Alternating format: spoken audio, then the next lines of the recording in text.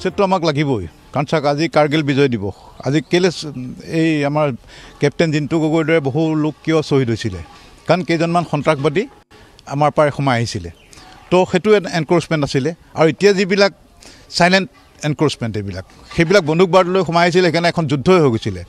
আৰু এইবিলাক যে চাইলেণ্টলি আহি পেলাই গাঁও কি গাঁও তেওঁলোকে দখল কৰে মাটি হাজাৰ হাজাৰ মাটি দখল কৰে সেইবিলাকতো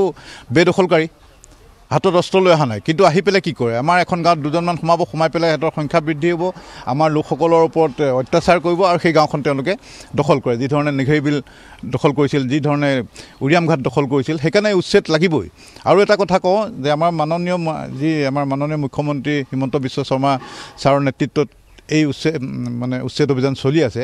অসমত কিন্তু কোনো এজন মুখ্যমন্ত্ৰী নোলাল যি এনেকুৱা সাহস এটা দেখুৱাব পাৰিলে যে বল্ড ষ্টেপ ল'ম যিমান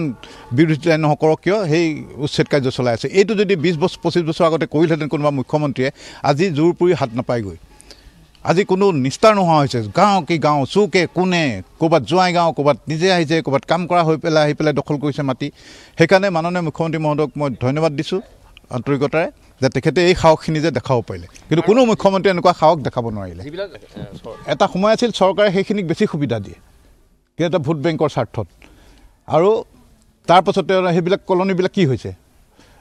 এই ড্ৰাগছৰ ঘাটি হৈছে বন্দুক বাৰুদৰ ঘাটি হৈছে এটা ক্ৰিমিনেলৰ ঘাটি হৈছে সেইকাৰণে এইখিনি ফুল ফৰ্মত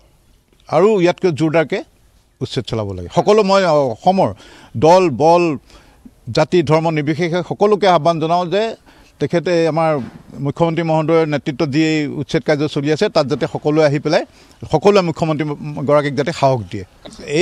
সেই তেওঁলোকৰ কিমান সাহস হ'ল মই কৈছোঁ ন এখন দ্বিতীয়খন কাৰ্গিল যুদ্ধ আজি কেইজনমান সন্ত্ৰাসবাদী হওঁতে এখন দেশে যুদ্ধ ঘোষণা কৰিছিলে তো ইমান লাখ লাখ মানুহ বেলেগৰ পৰা আহি পেলাই ইয়াত সোমাই আছে সেইটো যুদ্ধ সদৃশ এটা পৰিৱেশ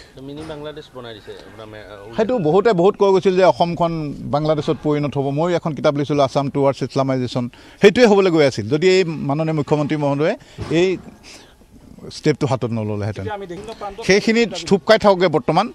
ঢিং মৈৰাবাৰী এইবিলাকত য'ত তেওঁলোকৰ সংখ্যা বেছি তাতে থাকোঁগৈ আমাৰ যাতে এইফালে আহি পেলাই তেওঁলোকে ইয়াৰ ডেম'গ্ৰাফিটো সলনি কৰিব নোৱাৰে নামনি অসমৰ ডেম'গ্ৰাফিটো সিহঁতে শেষ কৰি দিলে আমি মাইনৰিটিত পৰিণত হ'লোঁ কিন্তু সেইটোকে হ'বলৈ গৈ আছিল আজি যদি এই উচ্ছেদ কাৰ্য নচলালেহেঁতেন 10 বছৰৰ পাছত আমি ইয়াত সংখ্যালঘুলৈ পৰিণত হ'লোহেঁতেন হাজাৰ হাজাৰ বহুত বিঘা নাই হাজাৰ লাখ বিঘা মাটি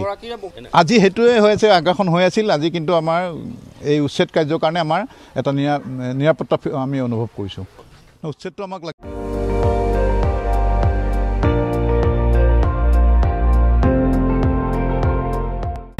আপুনি চাই আছে ND24 সৰ্বশ্ৰেষ্ঠ নহয় সৰ্বোত্তমৰ দৌৰ